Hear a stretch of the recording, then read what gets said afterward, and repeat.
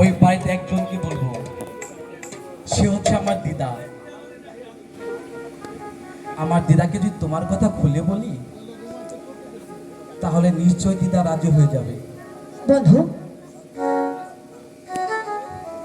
সত্যি রত্না, তোমাকে তোমাকে যে আমি বধূরূপে পাবো আমি ভাবতেও পারিনি। আমিও তো ভাবতে পারিনি বন্ধু যে তোমার তোমার স্বামীর রূপে আমি দেখবো। সত্যি কি তুমি আমাকে ভালোবাসো? সারা জীবন যে তোমাকে আমি ভালোবেসে যাবো এবং ভালোবাসবো, এবং সত্য। সত্যি বলছো? হ্যাঁ, কিন্তু একটা কথা ভাবছি, তোমার বাবা মা কি রাজি হবে? সেটা আমি দেখে নেব।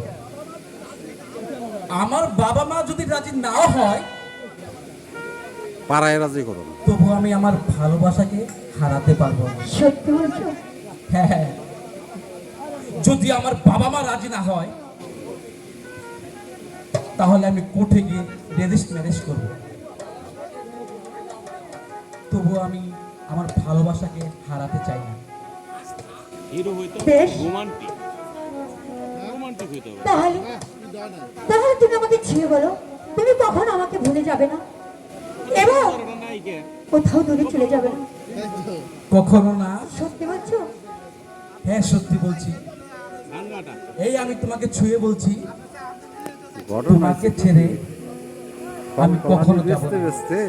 ফল ফলানির মতো কথা হইতেছে। বন্ধু, আমিও আমিও তোমাকে কোনোদিন ছেড়ে যাবো না বন্ধু। আচ্ছা বন্ধু, তুমি তুমি আমাকে কতটা ভালোবাসো? ভালোবাসি? হ্যাঁ।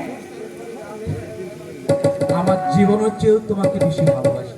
তবে এই ভালোবাসার মাঝে আজকে একটু আমরা আনন্দ করি। ঠিক আছে। ঠিক আছে বন্ধু।